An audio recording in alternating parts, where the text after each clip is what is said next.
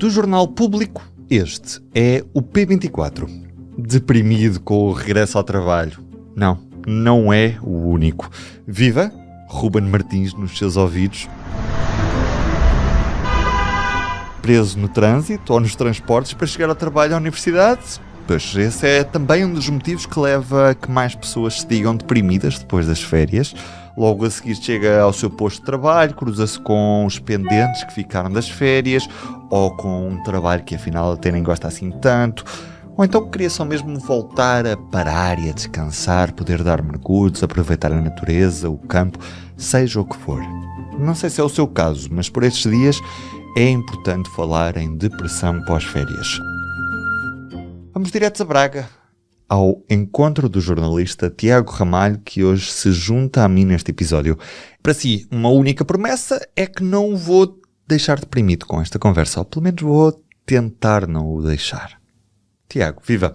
Afinal, o que é isto da depressão pós-férias e existe mesmo ou nem por isso? A depressão pós-férias é um conceito criado por alguns investigadores norte-americanos, mas não é, de facto, uma depressão. Nós não estamos a falar sequer de uma doença que seja diagnosticada, não é nada disso que estamos a falar. O que estamos a falar é, sobretudo, de sintomas como alguma ansiedade, alguma tristeza, um aumento do stress naqueles dias antes do regresso das férias, do regresso ao trabalho, mas também nos primeiros dias em que nos começamos a habituar à rotina e àquilo que é o voltar o deixar, aliás, de ter horários um bocadinho mais descomprometidos. Isto, sobretudo, por exemplo, para quem tem filhos, então ainda tem uma dose acrescida de ansiedade e stress, provavelmente pela questão de ter de se adaptar não só à rotina do seu próprio trabalho, como depois também à rotina escolar dos filhos, por exemplo. Existem fatores de risco adicionais? Falaste-me aí da questão de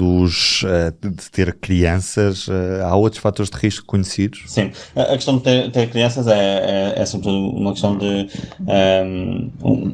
mais um desafio nesta adaptação, neste regresso de férias, até porque depois também há a questão de ter menos tempo novamente para a família, para os amigos, que durante o período de trabalho é sempre mais complicado.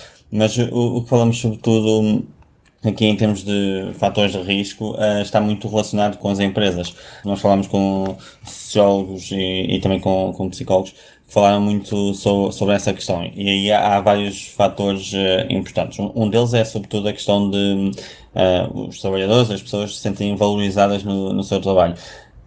Uma pessoa que se sente valorizada tem muito mais vontade de regressar em certa medida do que alguém que não se sente valorizado ou que não está nas funções que queria desempenhar, e isso é um fator bastante importante. Depois o ambiente de trabalho também pesa aqui, naturalmente, e há também um fator que não está assim tão relacionado com as empresas, mas tem também uma componente empresarial, sobretudo na parte dos salários, que são as condições socioeconómicas, e isso, uma das coisas que nos é dito é precisamente que têm vindo a ser agravadas, sobretudo com a crise pandémica da Covid-19, com o aumento do custo de vida e a inflação. Isto traz dificuldades habitacionais, traz também a questão de não teres umas férias em que podes sair de casa ou podes ter atividades de lazer como querias. Isso tudo acaba por ter um impacto no regresso das férias, e depois também a longo prazo, se isto se mantiver, um impacto direto naquilo que é a nossa saúde mental. É importante dizer aqui, só para notar isso, que é normal haver uma certa ansiedade ou um certo stress no regresso ao trabalho. Passámos uma semana ou 2 semanas ou 3 semanas desligados, se tudo correr bem, e portanto é normal que haja um stress quando chegam com imensos pedidos de trabalho para fazer ou com um e-mail atolado, por exemplo. Isso é normal. Quando isso se prolonga mais do que uns dias é que acaba por ser um bocadinho mais preocupante, e isso se prolongar durante muito tempo é importante que se peça ajuda, que se tente contactar um psicólogo ou um médico. A questão é mesmo essa, é que isto depois pode resultar num problema de saúde efetivamente grave, uma vez que se esta depressão for continuada, o problema não é só o pós-férias, é mesmo um descontentamento pessoal, que faça o trabalho que exerce, o local de trabalho, os colegas, o patrão, todas essas questões. Nós temos algum tipo de números que nos permitam avaliar a dimensão deste problema, até mesmo para percebermos melhor a dimensão do problema em si, ou nem por isso? Não, infelizmente não. Uma das questões quando falamos nesta depressão pós-férias, lá está que são estes sintomas de regresso ao trabalho, é que como não é diagnosticada, não vais ao médico para diagnosticar esta ansiedade no início no final das férias, aliás, e no início do retomar do trabalho, acabamos por não ter dados concretos sobre o que existe. Existem alguns estudos que mostram precisamente o impacto que existe das férias na nossa saúde mental, ou seja, a questão de estarmos mais relaxados, estarmos em certa medida mais felizes também, em alguns estudos isso é mencionado, e como isso desaparece de certa forma no regresso ao trabalho. E existem esses estudos com amostras muito concretas, uma nos Países Baixos, por exemplo, outra na Alemanha, que falam precisamente nisso, e é algo que já é estudado desde o início deste século.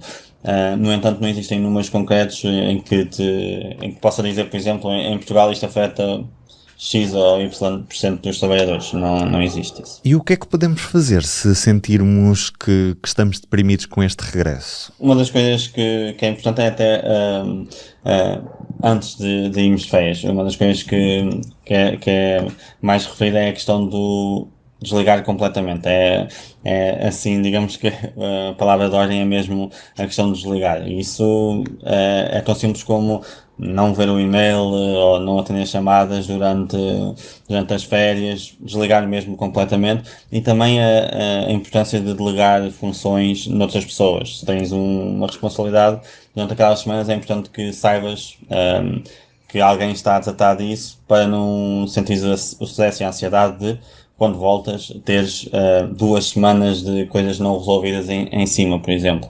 Isso é um ponto de prevenção, digamos assim. Depois também há uma questão na fase de regresso ao trabalho, que é precisamente de conseguir, e que não é só no regresso ao trabalho, é ao longo do ano todo, de conseguir distinguir bem aquilo que é o período de trabalho e aquilo que é o período de férias.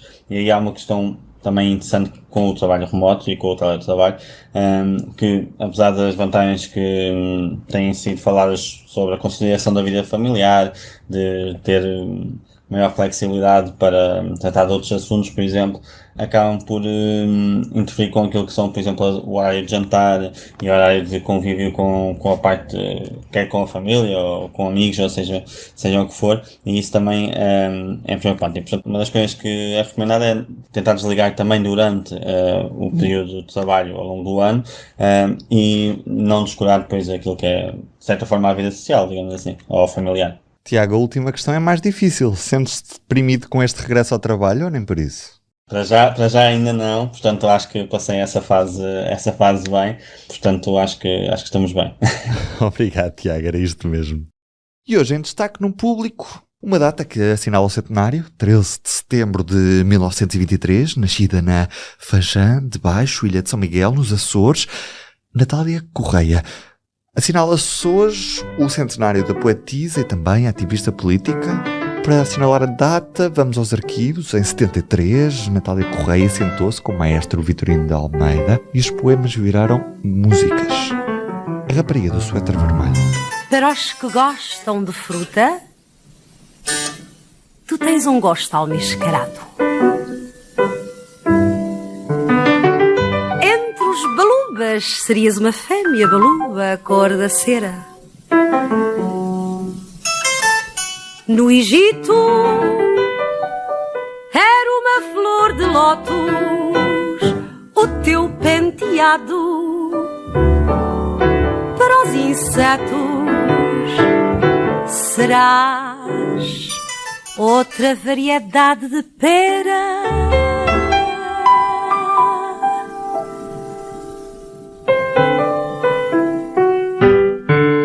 Na cama dos solitários andernídeos, és um corpo apetecido pelas abelhas. E se em teus dedos florir a flor dos suicídios, és um pecado venial de unhas vermelhas.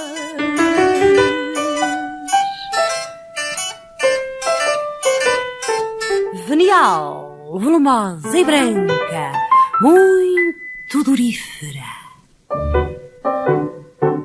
dando claridade à sombra dos quartos de aluguel. Para os assassinos serás uma arma mortífera. Para os pedrastas, a raiva de não serem mulheres. Para os anjos és talvez a alternativa de em ti encarnar a graça que eles têm no ar.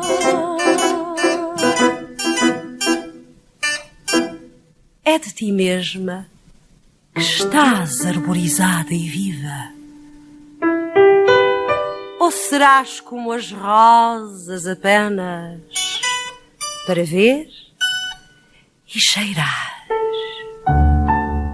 Rapariga do Suéter Vermelho, Natália Correia, arquivo do programa 2 da emissora nacional, hoje Antena 2 da Rádio e Televisão de Portugal. Eu sou o Ruben Martins e fico à espera dos seus comentários, críticas e avaliações na sua app de podcast preferida ou em público.pt/podcasts. É tudo por hoje. Até amanhã. Cá nos encontramos.